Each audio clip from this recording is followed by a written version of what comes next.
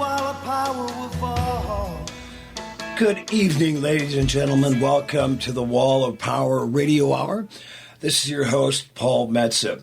We're kicking the new year off in style with one of our favorite guests, and I think as it is an election year, we're going to have him on monthly if his busy schedule can swing it. Mr. Charles Pierce is the author of 4 books. His last one, highly recommend. It's called Idiot America, and he's been a working journalist since 1976.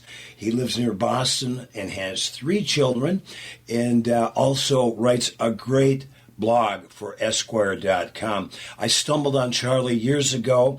I'm not sure exactly how, but when he referred to Paul Ryan from Wisconsin as a zombie-eyed granny starver, I immediately fell in love with his work. Charlie, how are you? Happy New Year. What's happening, Paul? Happy New Year to you.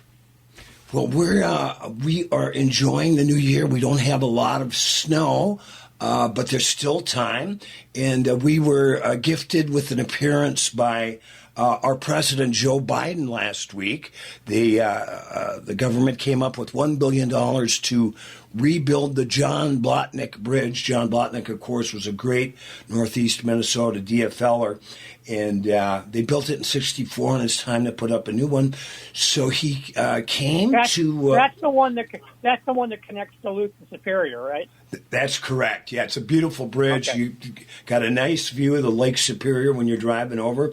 And he had his event at Earthrider Brewing, which is owned by a friend of mine. So a fellow named Tim Nelson. So I got a hold of Tim after to congratulate him. And I said, how did it go? He said, great, with the exception of all the emails from the MAGAs out there in Duluth Superior. But, I told him, I said, there used to be a time when a president came to your town, everybody, regardless of their political affiliations, would get out and celebrate, with the exception, of course, of being Dallas, Texas. But we were happy to see him. And, of course, the Pete Stauber, who's the Republican state rep, originally voted against money for that bill, but of course was there when they started delivering the dough. It's funny how that there's works. There's a lot of that going around. The people who voted against the American Recovery Plan and the Inflation Reduction Act, who are more than happy to show up and take credit, in front of the locals. Yeah, every time. It's like clockwork. But I do need to ask you, Charlie, are you now, or have you ever been a member of the Chinese Communist Party? Well, Senator Cotton, I declined to answer that question on the grounds that my Irish grandmother will rise from the earth and kill me in my sleep if I do. That was an amazing moment.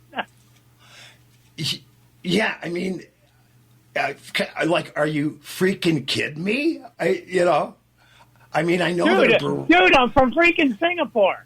How many times? You want to see my driver's license? Yeah. Oh my God! It just gets more embarrassing as the days go on. I mean, what's the latest? I read Charlie Pearson, Esquire.com religiously. But what's coming up? What's the next thing you're going to write about? Because there's so much we're going to talk about tonight. But my God! Well, I'm going to go to Washington next week and sit in on the oral argument in the whether Trump should be on the ballot case. Interesting. So that'll be fun. I like going to the Supreme Court. It's like going to temple. I wasn't raised Jewish, but I imagine that going to see the Supreme Court is like going to temple. Yeah. So that's what I'm going to do. I'll probably stay down there a couple of days and see what fresh hell is coming out of the House of Representatives. But I had a friend of mine who became an attorney and actually spoke in front of the Supreme Court. Geez, it must have been 25, 30 years ago. And he was he's a deadhead, proudly wearing his Jerry Garcia tie before the justices. Well, he doesn't have to worry about any of those stiffs realizing it. Oh my God. Well, and when you're there, are you going to be able to ask any of the judges, take them on any fishing trips? No, I don't have. I don't have the checkbook for that. You got to have a couple of bill in the bank to be able to take Sam Alito out to kill some fish. Speaking of the Supreme Court, I'm a little not as aware as I should have been, but you did a great article on it that I just read yesterday. But tell the people out there in the Wall of Power Radio Land on AM 950 radio about how the whole Dobbs decision came about. Well, I mean, it was the decision that most of the long march through the judiciary that conservatism took was aimed at overturning, and it was overturned in the case of a women's health clinic in Jackson, Mississippi. But the interesting development this week was that the Pennsylvania Supreme Court agreed to hear a challenge to that state's anti-abortion law, which dates back, I'm doing this from memory now, it dates back to 1982. There are abortion restrictions, and they're being challenged now by pro-choice groups. And not only did the Supreme Court accept the case for judgment, which was very much a surprise, but it also there was one of the justices in his supporting concurrence, in his concurrence, absolutely demolished Alito's argument that prevails in the Dobbs case in the United States Supreme Court. Just absolutely destroyed the historical basis for it. Well, and this whole concept of originalism and the Constitution, let's take a little left turn here and talk about Trump being denied on some of the ballots in some of these states. Now, my fear is that I would just as soon have him be on the ballot in every state and just trounce him at the ballot box. But what's your feeling on the whole thing? I have, first of all, on the basis of the Constitution, he's disqualified. I mean, right. The history of and the plain text of the 14th Amendment leaves no doubt that what he did was an insurrection and that, therefore, he is disqualified from holding any office under the United States. Right. Okay, that's not even arguable. As far as the politics of it goes, I'm less inclined to be concerned about the political fallout than I used to be. Because it seems like, a lot of state politicians, secretaries of state, and so forth, are willing to take the flak for it and are waiting for a decision to see if they can. Mm-hmm. And because I think if the Supreme Court refuses, declines his argument and points out that, he doesn't have a leg to stand on constitutionally, and allows Colorado to keep him off the ballot and allows Maine to keep him off the ballot, I think you'll see a flood of other states. Michigan has one on the rails already, and I think you will see now. I don't know what happens after that, but I mean, to me, I've always thought, and I don't know the legalities behind this, I always thought a decent compromise was letting him appear on the Republican primary ballot, but not on the state, not on the general election ballot of the fall. Mm-hmm. I mean, because I can see, where you can make an argument that the Republican Party is, has the right to nominate, whoever the hell it wants. Right. As long as we can keep that Republican Party from inflicting that person on the rest of us. The Republican Party. Well, if there is such a thing anymore, right? Well, it's only a a bag of free floating grievances at this point. But right. There's no consistent Republican Party anymore. Well, Not a governing party anyway. Well, the way I look at it, Charlie, is that we're really an institute in a powerful death penalty. To quote I've spent 3 weeks. I've spent 3 weeks trying to get that sentence straight in my mind, and I've just given up. It's like the former president there. It's like he's got some kind of spark gap in his head. Yeah. You know those spark gaps from the old horror movies where they had the two poles and the electricity goes between them? I think that's the way his brain is functioning now. Oh, my God. It's, in a strange, perverse way, I give the guy a little credit because he's got to be under incredible pressure, right? I mean, that he can even roll out of the fetal position and get out of bed in the morning. I have to give his coronary arteries a lot of credit. Let's face it, the guy's in terrible shape, number one, and he is under all that pressure. So, and I would hate to be a bird on the wall and get a peek into the inner workings of the Donald Melania personal relationship. On top of it, I can't imagine that's a walk in the park. Well, I think she's very disappointed that I think she's very disappointed in the performance of his coronary arteries. I think she was kind of counting on him, and they've let her down so far. Maybe she'll end up marrying E. Jean Carroll and finally get the money that Donald promised her. Oh, I'll tell you what, because I have done so much work for Esquire, I sort of am familiar with E. Jean Carroll, although she was in the generation of Esquire writers like ahead of me. But all I've learned is that he messed with the wrong female writer. This is a smart, savvy, very tough woman. Yeah. Well, it's. She wrote a book with Hunter Thompson, for God's sakes. Really? What book was that? Hunter. Yeah, you think she's afraid of Donald Trump? We've got Charlie Pierce out for the whole show, the Wall of Power Radio Hour tonight. We're going to go to commercial and be back with Mr. Pierce in just a few minutes, so don't change the channel.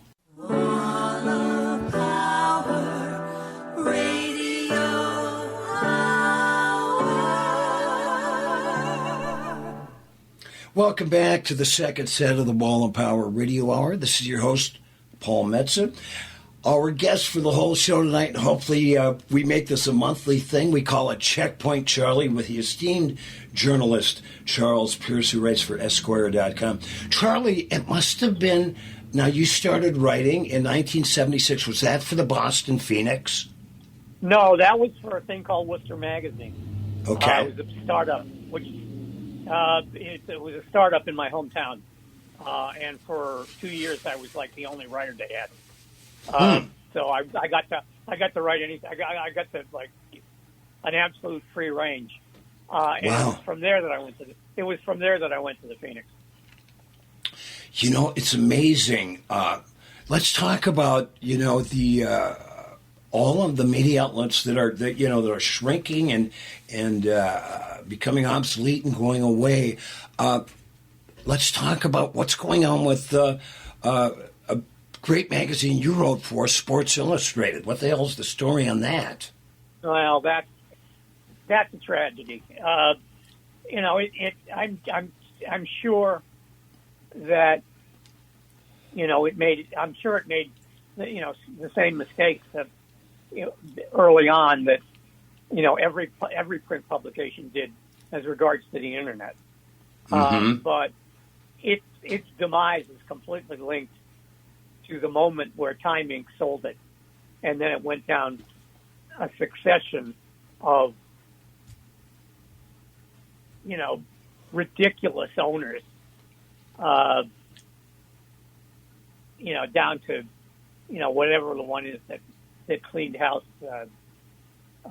most recently. And that's what's happening. You got private equity goons, destroying small local newspapers, looting them for all they have, and then throwing away eating all the fruit and throwing away the rind. And it's even hitting the LA Times now. I mean, the LA Times was a dreadnought. I remember covering Celtics Lakers playoff games in Los Angeles, and as part of the package at your hotel, they would deliver the LA Times for you every day. Mm-hmm. And they used to drop it outside of my hotel room door, and it would wake me up. Wow. It was like somebody dropped a cannonball. Yeah. Outside my door.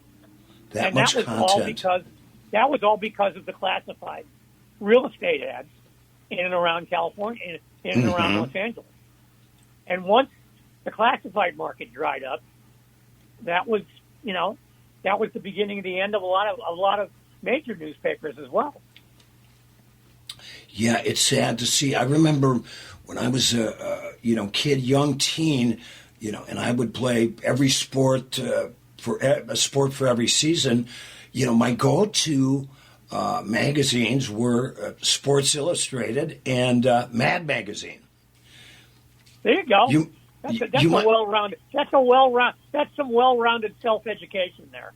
I don't think people realized. I don't think our parents realized how subversive Mad Magazine really was. Oh, I mean, it was everybody's. Just as Sports Illustrated was, a lot of people, including my own, introduction to, stylish writing for magazines. Mad was our introduction to American subversion. Yeah. I did an interview which hasn't aired yet with Peter Stampfel from the Holy Modal Rounders. A great interview. Talked about the first time he saw Bob Dylan at Gertie's Folk City in 1962 through the window, and he said what really sparked a curiosity and interest in Bob Dylan for Peter Stampfel Peter was a big old folk and blues guy, but when he heard Bob Dylan, here was a young folk and blues guy that was singing those old songs in a rock and roll cadence, and he knew he was, witnessing something that became very great. Well, that's a very interesting insight, which I've never heard before. Yeah, but it certainly points the way to what, to the explosion that came in 1965 and 1966 with Bringing It All Back Home, Highway 61, and Blonde on Blonde. Yeah. I mean, Bob Dylan was singing rock and roll on a folk guitar, and he just plugged it in. Yeah.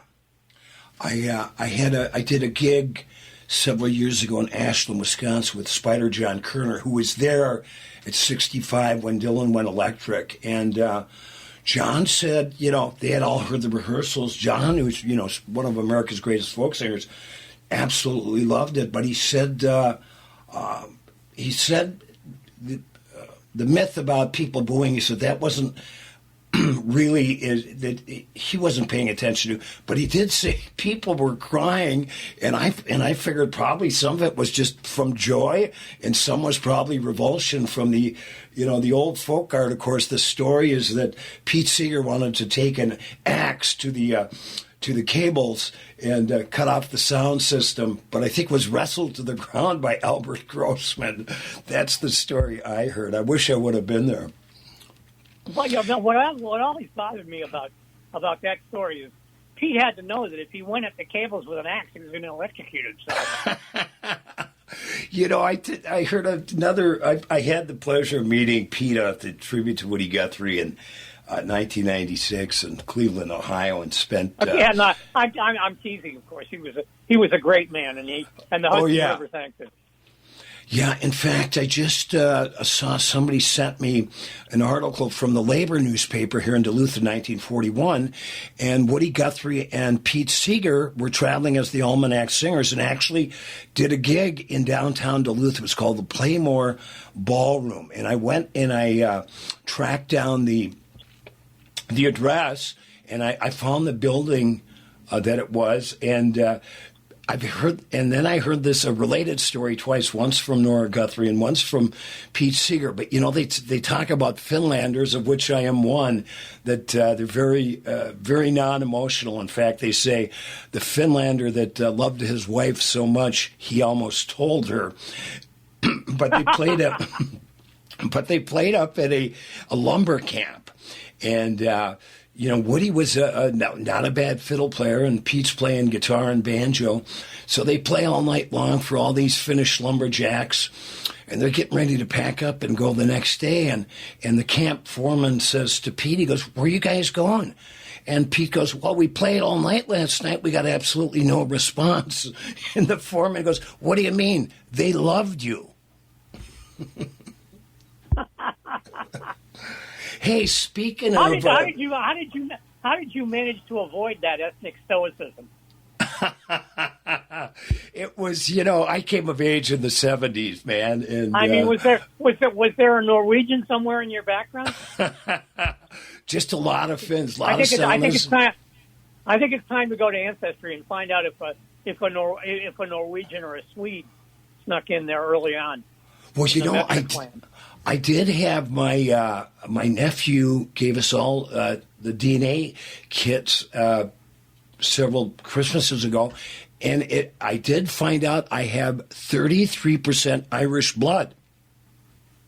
Really? Yeah, which explains. Well, I mean, if that the Vikings were the first people to invade Ireland, so it's entirely possible that long ago a guy with, horns on his helmet and one on his pants, fell in love with a colleen outside Dublin and produced a Mecca. Well, I wear it all proudly. I played in Reykjavik, Iceland, in 2000. There was a tour that the Minnesota Department of Tourism were doing, and we ended up over there for 4 days. But they say that the oldest genes, when you're studying that stuff, can be found in Iceland. And I remember one night in particular, we were just we had our regular gig at this ballroom at a hotel, and then we set up a few gigs at a few clubs around town. The drinking there it rivals Russia for the amount of alcoholism. In fact, they refer to Iceland as 300,000 alcoholics clinging to a rock. But we'd walk out of these the bars, and there would be lines of cabs because they've got some of the strictest drunk driving laws in the world. And you'd see, the rich ladies with the beautiful black dresses and white pearls stumbling down the street with the homeless. And we were got a bite to eat at one of the food trucks, and there was a woman there I'll never forget. I looked into her eyes, and I swear to God, it was like looking into the eyes of a wolf. It was so stunning. It was like you were looking back hundreds and hundreds of years. Have you ever been to Iceland? No, I have friends who have been who say it's like the most remarkable place on earth. It looks like you're on the surface of the moon, and there's a lot. One of the places we played it was built in like 1750, and it's where a lot of the Christian missionaries would set up shop, and they said almost to the man they all ended up going insane. I mean, you can imagine Iceland in 1750 being some sort of missionary proselytizing to whoever the hell was walking the streets and paths back then. But it was really fun. Very progressive place as well. Yeah, and of course with was the canary in the coal mine in the on the economic catastrophe in 2008.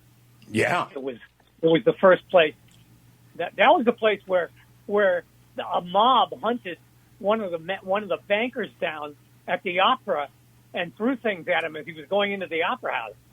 Oh, I'm all for it. Yeah, and I suspect, I suspect as the police reports usually have it, alcohol was involved, but it was righteous anger, so that's okay.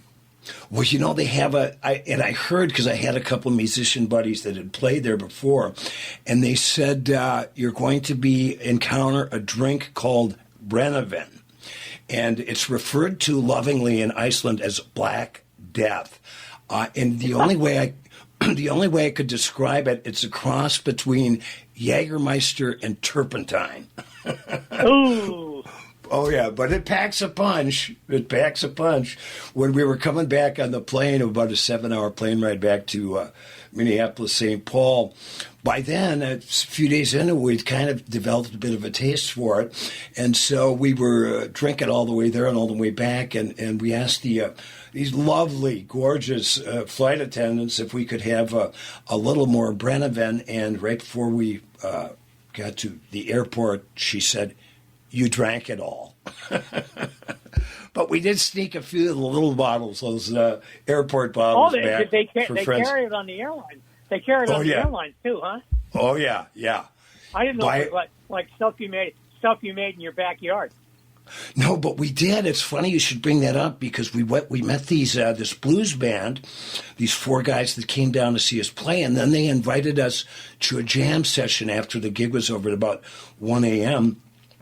So we were driving to wherever they rehearsed, and this guy said, "Hey, stop here. I've got to pick something up at my house." So he came out with a full liter bottle of what I thought, oh, that's interesting. Pepsi is clear over here. It's clear liquid. Charlie, it wasn't Pepsi. He had been boiling potatoes on the stove all day. And whatever that concoction was, kicked a bit of a punch, too. We've got Mr. Charles Pierce on the whole show tonight. Checkpoint Charlie on the Wall of Power Radio Hour. Stick around. We got one more set with Charlie coming up.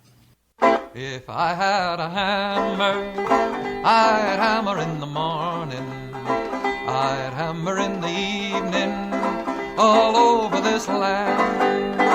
I'd hammer out danger, I'd hammer out a warning, I'd hammer out love between my brothers and my sisters, all over this land. If I had a bell, I'd ring it in the morning, I'd ring it in the evening, all over this land. I'd ring out danger, I'd ring out a warning, I'd ring out love between my brothers and my sisters, all over this land. If I had a song, I'd sing it in the morning, I'd sing it in the evening, all over this land. I'd sing out danger, I'd sing out a warning, I'd sing out a love. Welcome back to the third set of the Wall and Power Radio Hour. We call these episodes with Charlie Pierce Checkpoint Charlie. Always such a pleasure having Charlie on. Charlie, I was just reading your piece in Esquire recently about this Oklahoma State Senator Nathan Dahm and this Bill 1837, which sounds about as Orwellian as it gets. Tell us about that. Oh, it's the guy in Oklahoma. Yeah. Yeah, he wants to license journalists, which is, the kind of thing that set off the Stamp Act rebellion in Boston, and it ended very badly for George III. So he's actually, and it's not going to go anywhere. This guy is notorious down there for producing ridiculous, laws that nobody votes for. Not even he's a crazy Republican that even crazy Republicans don't go along with. So I'm not concerned about it, but it's just astonishing that someone would even think of it. Yeah, it's absurd and obscene. Let's talk a little bit about. You've written about a Minnesota boy named Dean Phillips, who actually. I had played Novosibirsk, Russia years ago, and I bumped into Dean before he became a politician. He was a friend of the guy that flew me over. He had a blues and jazz club that I played at, so I got to know Dean a little bit. Wait a minute! I got a call for a 30-second timeout here. You played Novosibirsk? Yeah. Man, you need a better agent. You know, it was actually phenomenal. It was it's the sister city of St. Paul, and okay. But that's not why I was there. My buddy had went to visit his brother in Moscow in the late 80s and found a place that he could buy hockey pucks for a penny. So he filled up about a dozen 55-gallon drums with hockey pucks and brought them back and sold them for like 20 cents a piece to somebody in Minneapolis. And he goes, well, why am I doing hockey pucks when I can do high-end cars? So he started bringing over high-end luxury automobiles like Cadillacs and the like. Was very successful, met a woman who was from Novosibirsk, and he moved there and ended up, he's back in Minneapolis now, but by the end he had like 3 or 4 restaurants and a wood shop, and the state said, hey, you look like you know what you can do and run the theater. But his name was Eric Sjogren, and he was a friend. He went to school with Dean Phillips. But Dean is what's frustrating about Dean. His dad, Eddie Phillips, who was actually, you know that Eddie Phillips was Dear Abby's son, right? Really? I didn't know that. Yeah, Abigail Van Buren. That is Dean Phillips' grandmother. But Eddie Phillips was a real big R&B and blues aficionado, and actually gave a lot of money to help rebuild the Apollo Theater in Harlem, was very good friends with Al Jarreau. But Dean has been, what the hell was that campaign about? What was he thinking?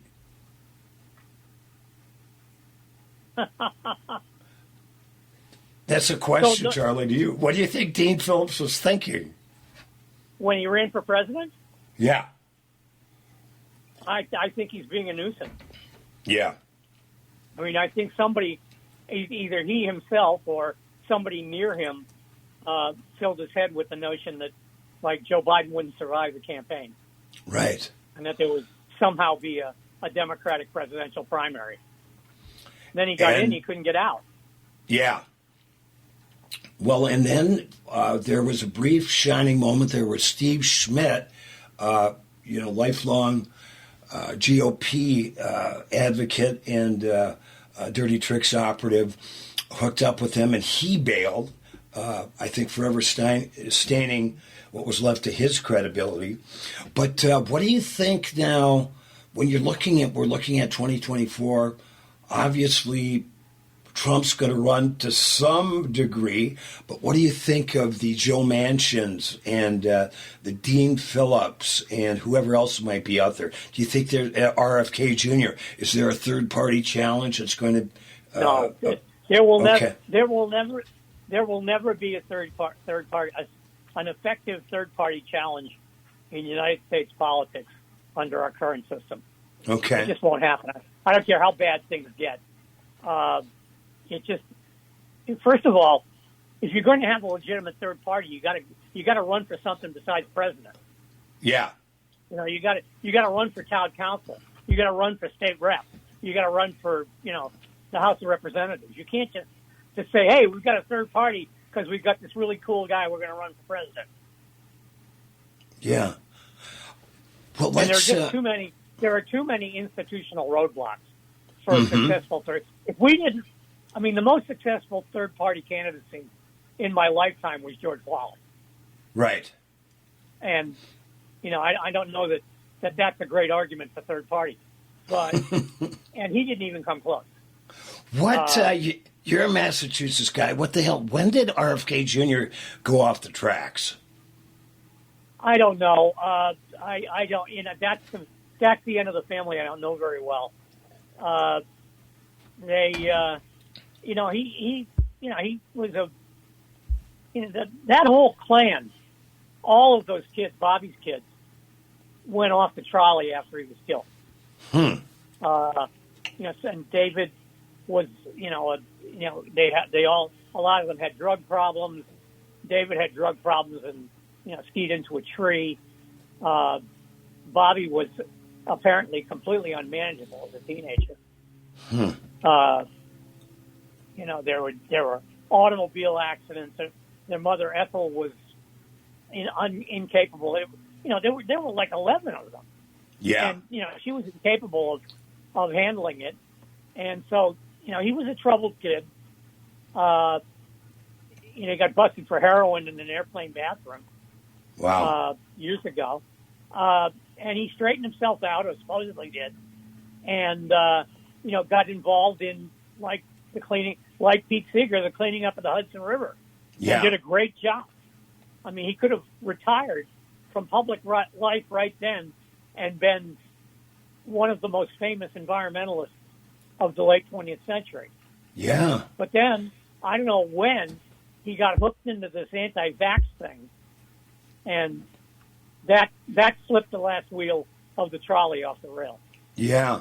Well, getting back, I was going to end that story, but now that you brought up Pete Seeger again, I interviewed Dar Williams, a great folk singer from New England, a couple years ago on the radio show. And she lived in Hudson Valley, right up the road from Pete Seeger. And she told me one day she walked into the local hardware store and saw Pete Seeger buying a hammer.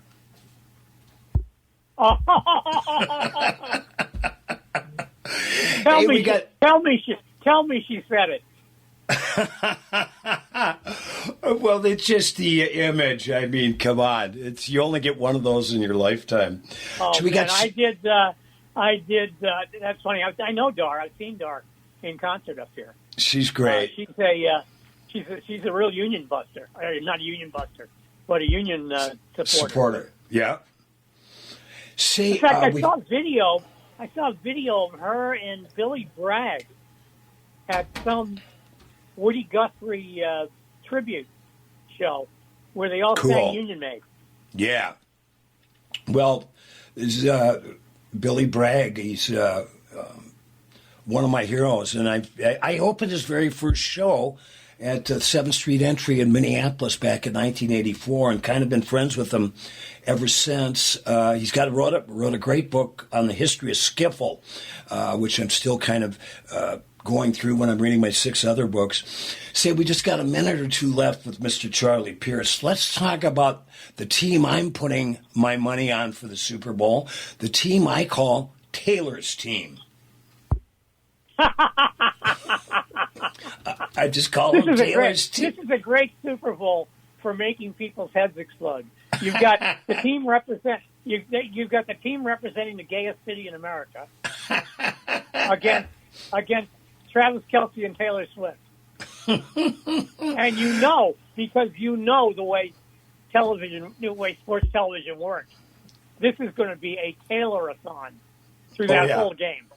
And she's got a gig in Tokyo the night before. Wow. She's got to fly back from Tokyo to Las Vegas. And Tokyo to Las Vegas is probably a shuttle.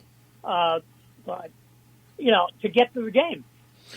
Somebody posited on social media a few weeks ago the perfect halftime show for this year's Super Bowl would be Taylor Swift performing with Jason Kelce dancing shirtless.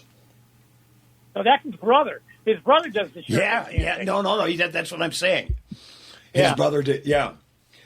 Well, then his brother's up there. His brother's up there in Buffalo, in January with no shirt on, slamming those Jenny Creams.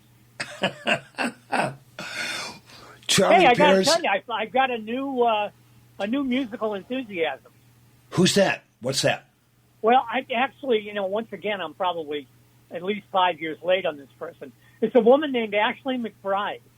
Oh, I've heard her name. What to tell us about her? She's got a wonderful song called "Gospel Night at the Strip Club." she's kind of a one woman, semi folky drive-by truckers. They're beautiful. He sings I love about Little Red.